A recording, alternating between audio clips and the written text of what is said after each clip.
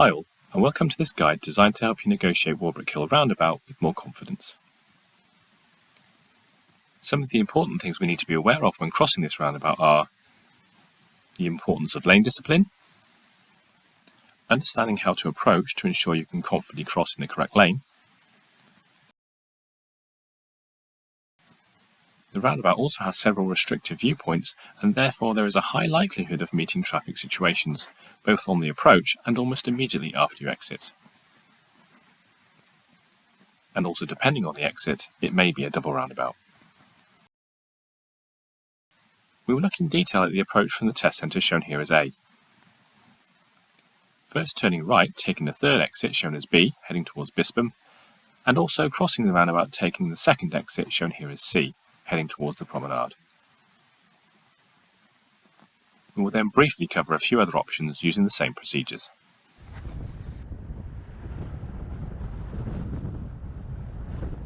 So, when approaching up the hill from the test centre, there is a blind summit which can cause a restrictive view.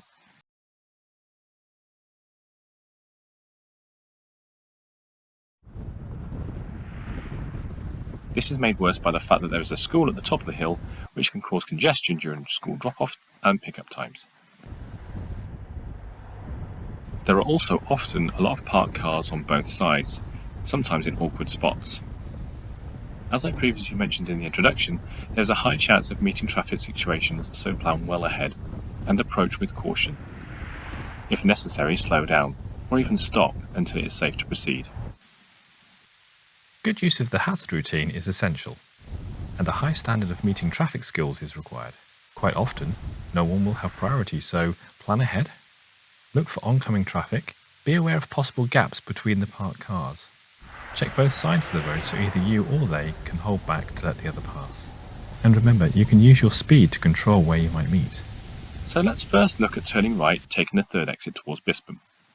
This involves turning right, and then there is a second smaller roundabout which we will cross taking the first exit, which is effectively straight on.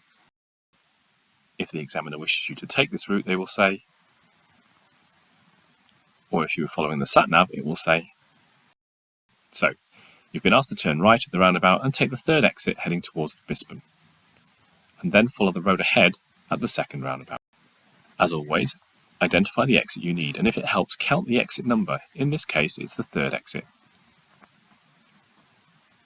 We know we're going to turn right, so we signal right, and we approach on the right-hand side of the road, making sure you approach extremely slowly. The third exit is a blind corner, so be aware traffic might appear very suddenly.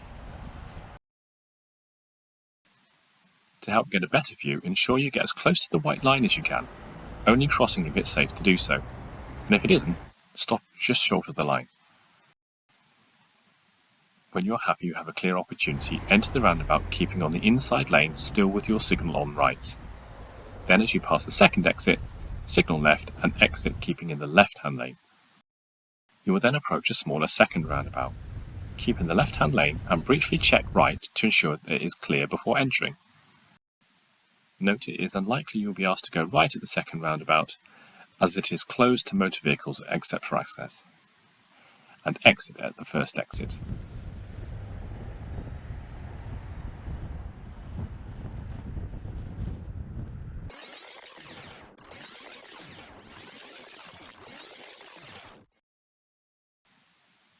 This time we're crossing the roundabout, taking the second exit, heading towards the promenade. If the examiner wishes you to take this route, they will say, or the sat-nav will say, identify your exit and count the exit number if it helps. Again, we approach with caution, but this time we're going straight ahead, so we will approach on the left-hand side of the road.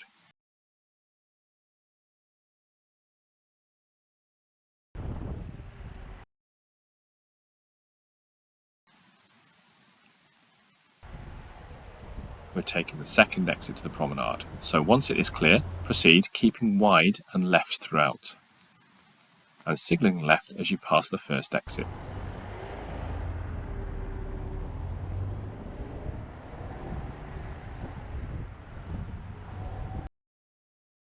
You will then encounter another potential meeting traffic situation, so ensure you exit carefully and be prepared to slow down or stop.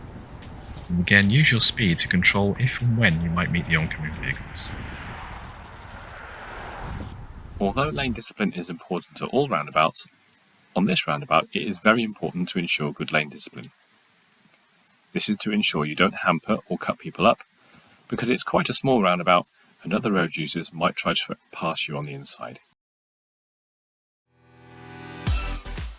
The same considerations should be used if you're coming from other routes.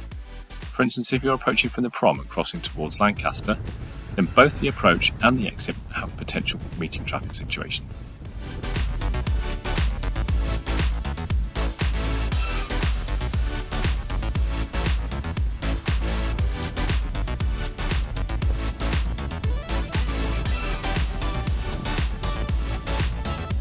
And if you're approaching from the town centre and turning right towards the test centre, Lancaster, again, the exit has the potential for meeting traffic.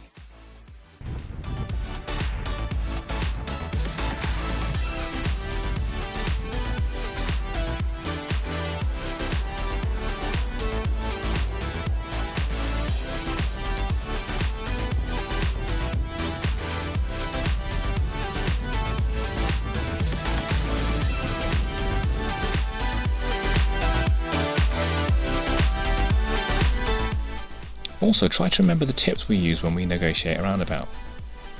Take your time, don't approach too quickly. Give yourself the time so you don't have to rush your decisions. Know where you need to go. Use the road signs and markings to help you understand how the roundabout is laid out, and which exit you plan to leave by. If you enter a roundabout not knowing where you need to exit, you're more likely to get confused, panic, and make a bad decision. Be aware of other road users at all times. Use the hazard routine on approach and use good all-round observations throughout, particularly when entering and exiting the roundabout. Always be aware of hazards and speed limit changes as you exit a roundabout. If you found the information in this video helpful, then please remember to subscribe to the JFM Driving Tuition channel. Thanks for watching.